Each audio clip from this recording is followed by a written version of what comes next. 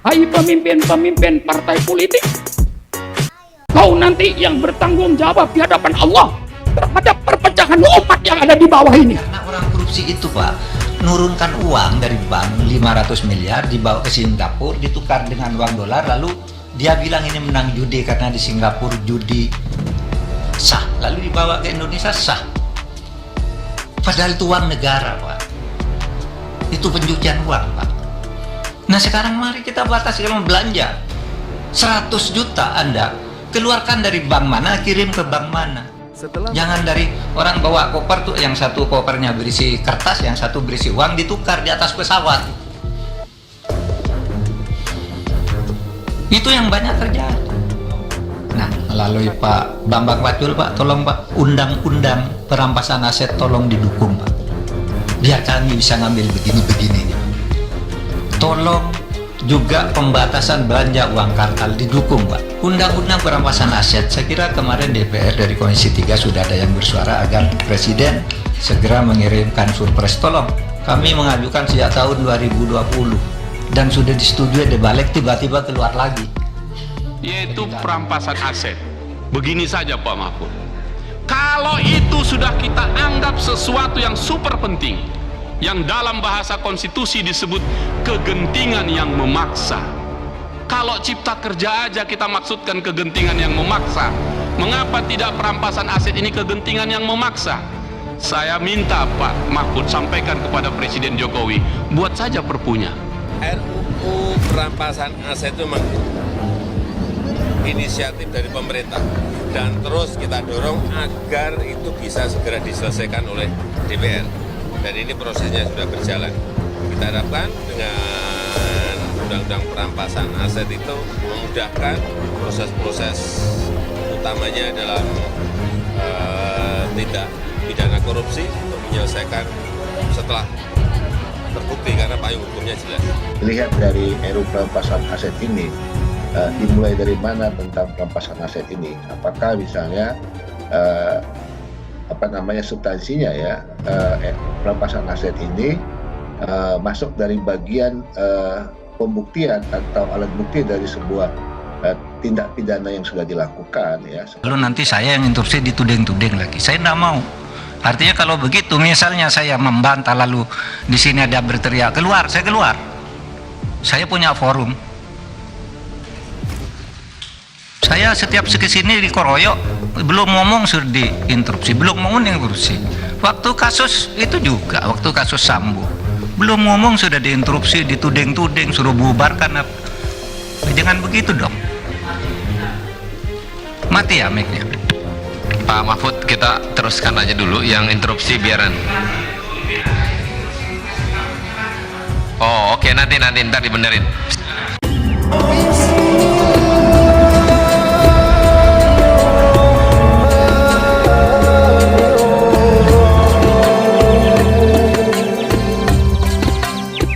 Peradaban Islam dalam ekonomi, insya Allah peradaban yang paling indah. Saya tawarkan kepada bangsa Indonesia ini, mari kita musyawarah, mari kita berdiskusi. Jangan karena datang dari Islam ditolak, itu akalnya nggak sehat. Karena yang datang dari Islam tolak, itu namanya akal tidak sehat. Mari kita bermusyawarah, mari kita duduk bersama, mari kita minum kopi bersama. Peradaban mana yang paling indah, kita pilih peradaban yang paling bagus. Insya Allah menurut syukuran makon peradaban Islam lah yang datang ya Allah yang paling bagus. Bu, pernahkah ibu nyuci beras? Pernah, salah, sering. Pernah itu, kalau saya tanya, Bu, pernah ke Palembang? Pernah pakai 2 kali, betul. Kalau ibu saya tanya, Bu, pernah nyuci beras enggak, Bu? Sering. Pernahkah ibu bertanya, hai beras, dari mana datangnya? Pernah bertanya? Pernah bertanya? Kalau belum pernah bertanya, belum berperadaban Islam. Tanya berasnya dari mana datangnya. Dari korupsi haram, jangan dicuci, buang. Dari sogok menyogok haram, dari rentenir haram, ngurangin timbangan haram, menipu orang lain haram, jangan dimakan, buang. Baru berperadaban Islam. Maka kalau ingin korupsi, sogok menyogok, suap menyuap, penyelewengan dalam ekonomi, ingin berjalan dengan baik, pakailah syariat Islam dalam ekonomi. Tegas. Tapi tidak memaksa saya. Sampai uang makan, ada peradabannya, Pak. Peradaban Islam. Kalau sudah berperadaban Islam, ibu sama suaminya bilang begini, Bu, Pak, apa Bu? Alhamdulillah Pak, masih mau makan. Suaminya menjawab, Alhamdulillah Bu, yang dimakan ada. Pernah begini? Nggak pernah kan? Alhamdulillah masih mau makan. Alhamdulillah yang dimakan ada.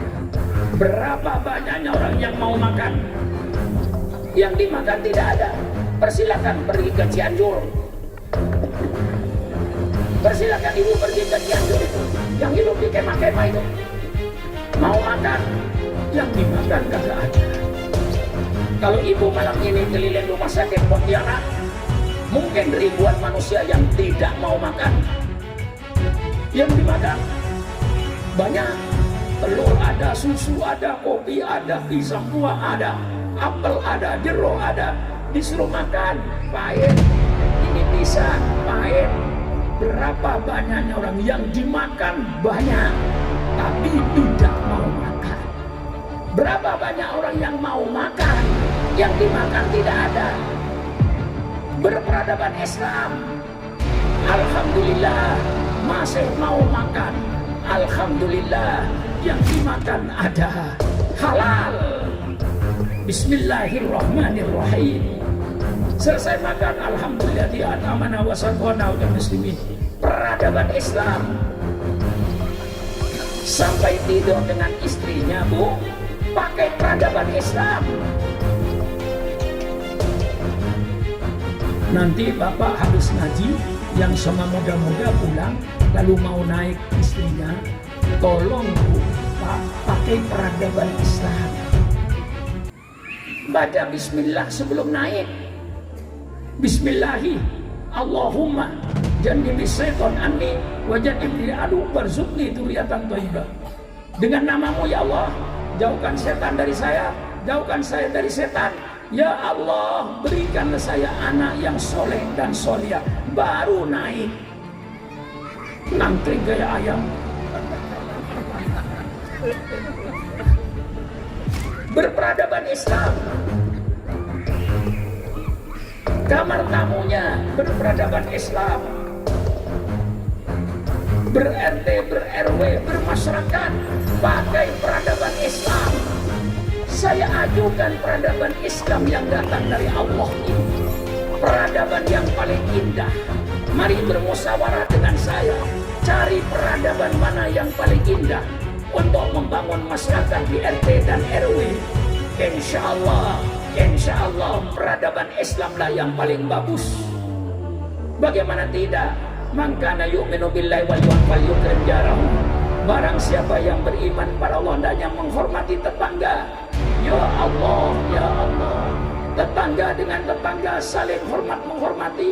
Tetangga dengan cara saling harga menghargai. Alangkah indahnya masyarakat yang semacam itu. Wala tajassasu wala tabaghadu. Kita bertetangga jangan mencari-cari kesalahan tetangga, dosa. Kita bertetangga jangan saling dolim mendolim, dosa. Mari kita tetangga dengan saling harga menghargai hormat. Inilah masyarakat Islam. Inilah peradaban Islam. Wa ta'awanu 'alal birri wat taqwa. Mari kita saling tolong-menolong. Yang namanya bergotong royong dalam bermasyarakat, ber-RT, ber-RW, inilah peradaban Islam. Saya tawarkan toleransi yang paling tinggi adalah Islam. Melalui peringatan Maulid saya sampaikan ke seluruh Indonesia bahwa Islam paling toleransi. Di dalam Islam orang kafir oleh Rasul dibagi dua. Ada namanya kafir harbiyun, ada namanya kafir dimiyun. Kafir harbiyun orang kafir yang memerangi umat Islam, kita perangi. Orang kafir yang membunuh umat Islam, kita bunuh. Tetapi orang kafir dimi, orang kafir yang hidup rukun dengan orang Islam, hidup damai dengan orang Islam, bergotong royong bersama-sama dengan orang Islam, tidak saling salah menyalahkan, tidak saling mencela. Orang non-muslim semacam itu oleh Rasul disebut kafirun dimiyun, orang kafir yang wajib kita lindungi. Dari orang non-muslim yang hidup dengan orang Islam, hidup rukun damai, saling hormat menghormati, saling hormat menghargai, maka umat Islam berkewajiban melindungi jiwa mereka, melindungi harta mereka, melindungi kehormatan mereka. Alangkah indahnya Islam ini di dalam bermasyarakat, di dalam bertoleransi. Quran menyatakan la tasubul ladina yad'una min dunillahi fayasubullahu adwan warin. Jangan kau menghina orang-orang yang menyembah kepada selain Allah, karena nanti mereka akan menghina Allah, timbul permusuhan. Subhanallah. Alangkah indahnya toleransi agama dalam Islam ini. Tolong agama lain sejauh mana toleransinya, tunjukkan. Dengan toleransi Islam ini, maka saya berani berdiskusi, saya berani sejauh mana toleransi dalam Islam ini. Toleransi dalam Islam ini, hidup kita saling hormat menghormati antar umat beragama, saling harga menghargai antar umat beragama, hidup rukun dan damai antar umat beragama, saling tolong menolong antar umat beragama. Tapi bukan berarti membenarkan semua agama. Membenarkan semua agama kafir, murtad. Jelas keterangan saya ini. Kayak sekarang misalnya, semua agama sama, semua agama benar, semua umat beragama masuk surga. Yang sholat subuh masuk surga, yang tidak sholat subuh masuk surga, surganya sama. Milih yang mana? Hei, anak muda, yang sholat subuh masuk surga, yang tidak sholat subuh masuk surga, surganya sama. Milih yang mana? Hah? Milih yang mana? Milih sholat?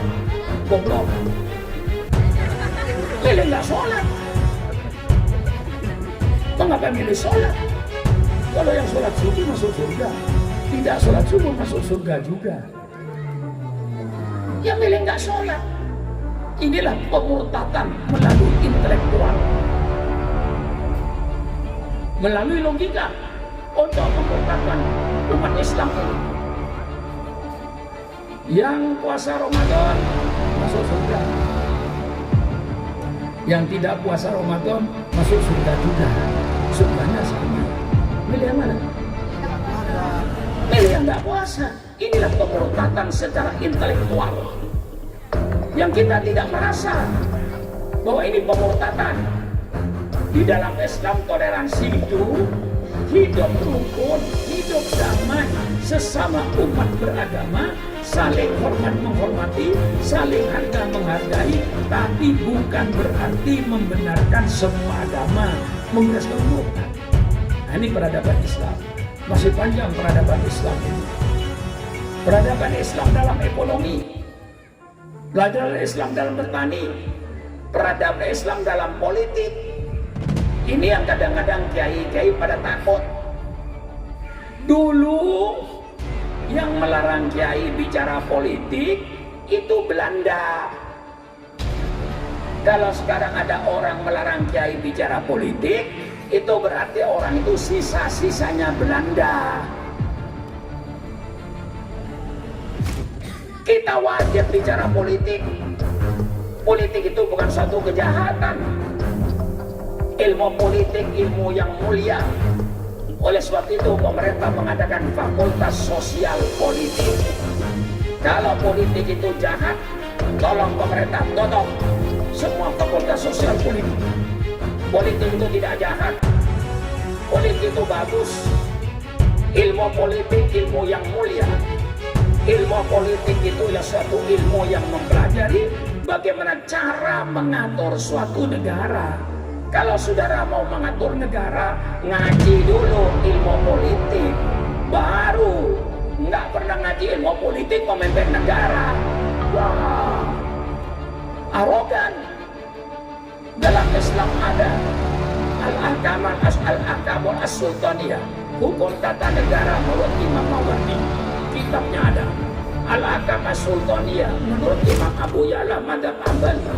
Ada lagi fiqh siyasah yang disusun Imam Ibnu Taimiyah. Ada lagi yang modern, fiqh daulah, fikih bernegara yang disusun Profesor Dr. Kordowi yang 2 bulan yang lalu meninggal dunia di Mesir.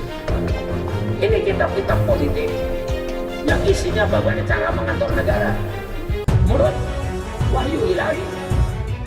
Nah, jadi ilmu politik itu ilmu yang sangat mulia. Yang jahat itu bukan politik, yang jahat itu pelaku politik. Siapa pelaku politik? Pelaku politik mulai wali kota, bupati, gubernur, presiden, menteri, anggota DPR, pejabat tinggi negara, itu semuanya pelaku politik. Yang jahat itu diantaranya pelaku politik. Pelaku politik yang baik banyak, pelaku politik yang jahat banyak. Betul kan?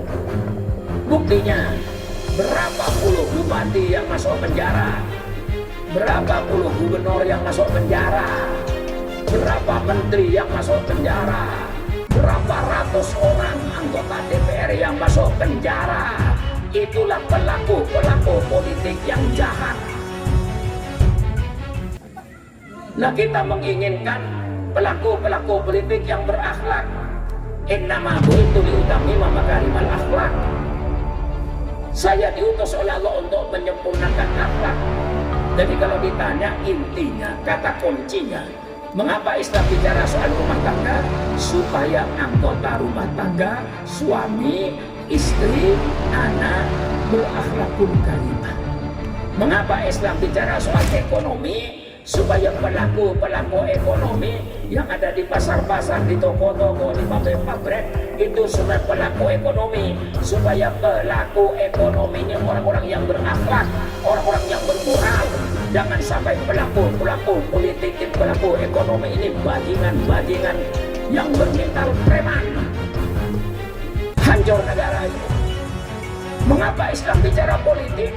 Supaya pelaku politik ini orang-orang yang berakhlak, orang-orang yang bermoral. Jangan sampai pelaku politik orang yang tidak berakhlak, orang yang tidak bermoral.